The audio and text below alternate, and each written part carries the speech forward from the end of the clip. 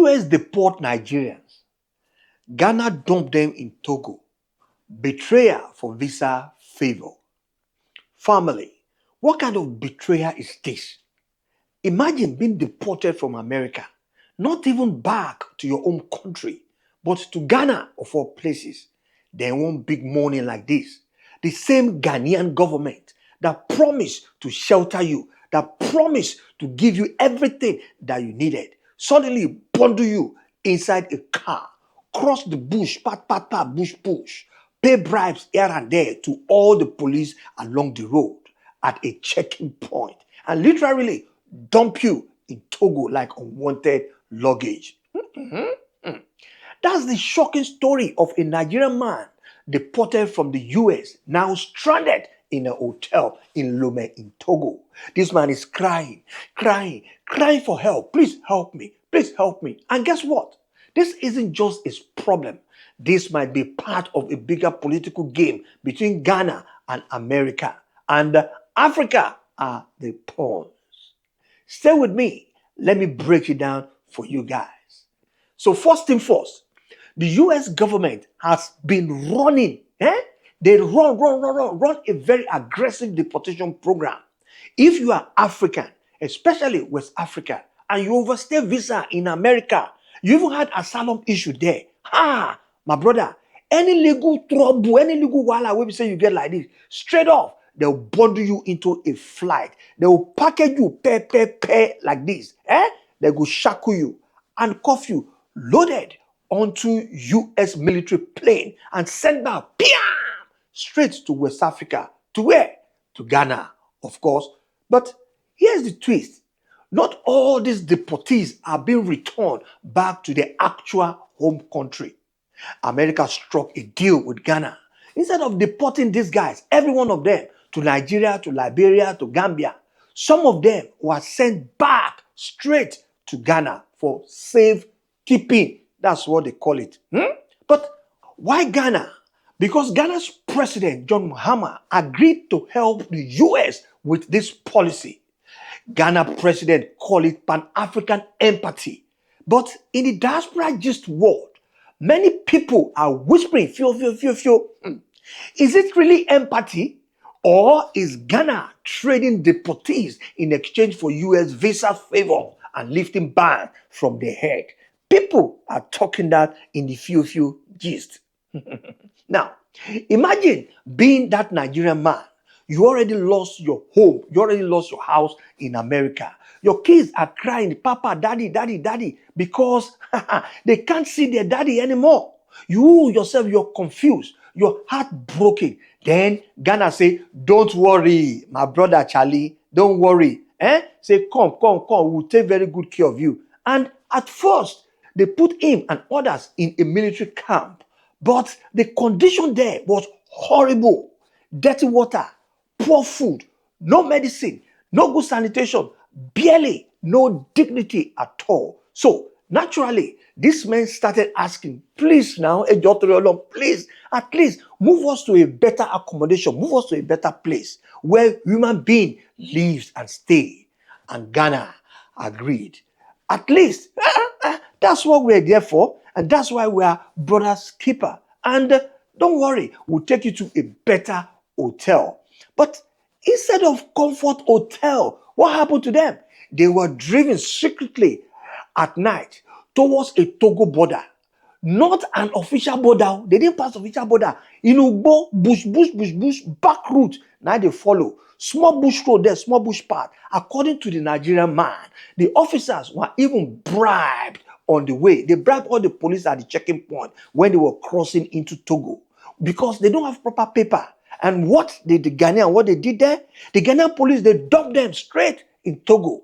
Can you imagine that? From well taken care of to bye. Go and survive on your own in Togo. That was exactly what happened to these Nigerians that were dumped in Togo. Now, what happened when you're suddenly stuck in Togo with no ID card, no passport, no work permit, no luggage, no food, no money, nothing?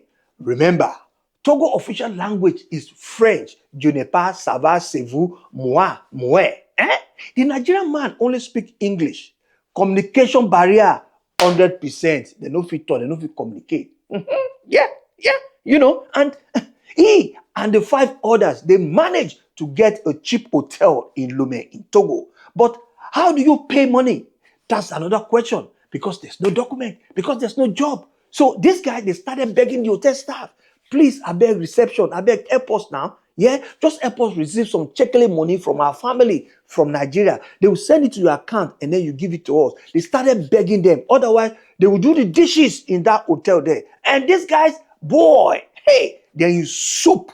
Money to even eat, they don't have it. Not talk of say they want to sleep in an hotel. This man now told BBC reporter, say, we are just stuck in a hotel. No family in Togo, no document, no future. We are just waiting until lawyer can figure out something for us. Family. This is real human suffering. These men were deported against their will from the United States straight to Ghana. And Ghana promised them. Ghana promised to protect them. But instead, Ghana dumped them. Just like that, like a waste bin across the border. And if you're the one, what will you do? Please help me out. Put it in the comment there. Let's not forget the family side. This Nigerian man says he has a house in America. His children are still there. Who pays the mortgage now? How will they survive now that the father is in Lomé? How can children grow up without their father? When the man was under U.S. legal protection before being deported back to Ghana. And from Ghana, they bundle him and they throw him also to Togo. Think about that trauma.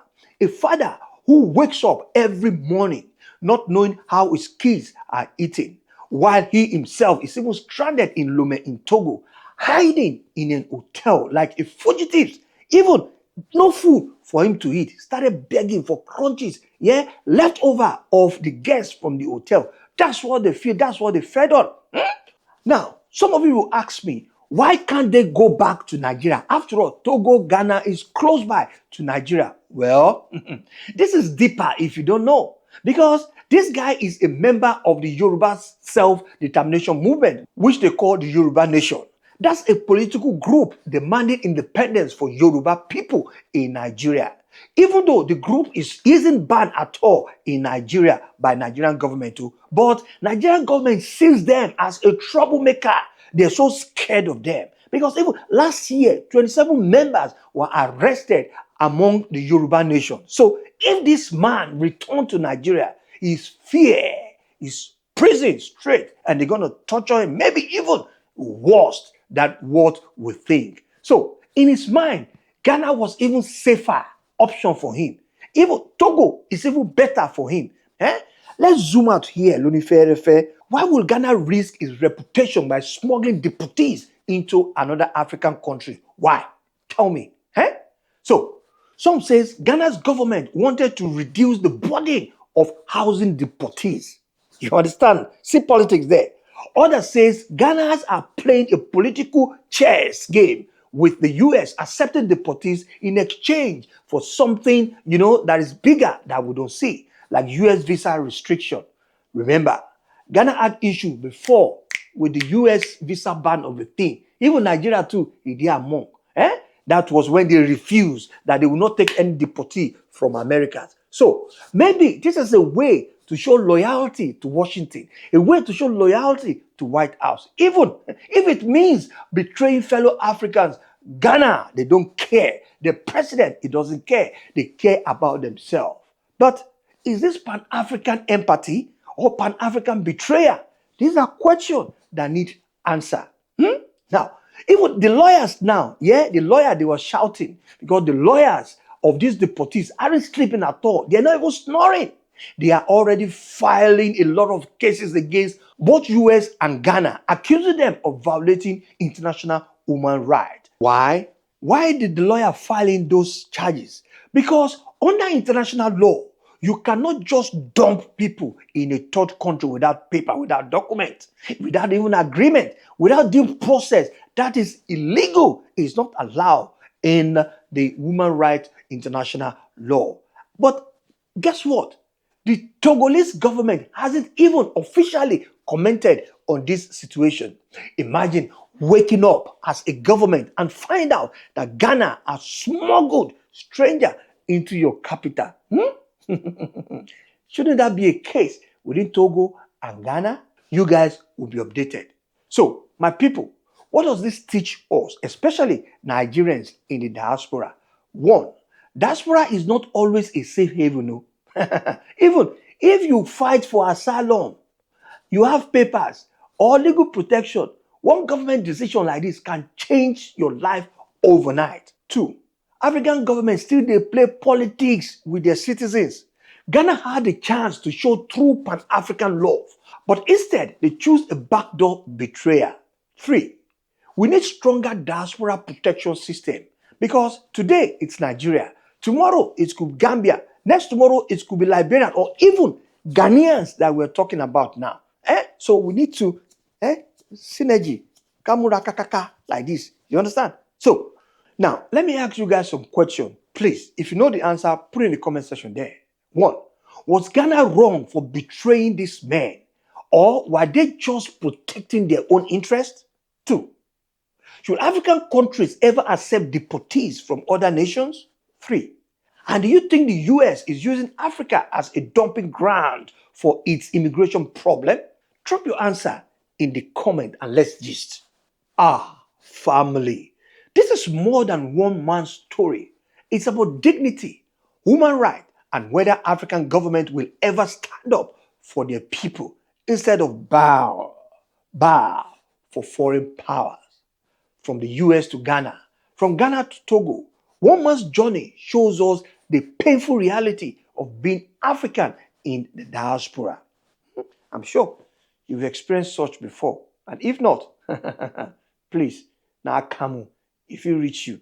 And stay locked to African Black Gold TV, where we bring you the truth, the gist, and the stories they don't want you to hear. And please don't forget to subscribe to this channel and turn on your notification bell so that you'll be updated anytime we say I come up with materials. And please don't forget, if you want to join our WhatsApp group and at the same time you have your own story that you want to share with us, please, the link is in the description there. You are always welcome. Till I see you guys in the next video, please subscribe.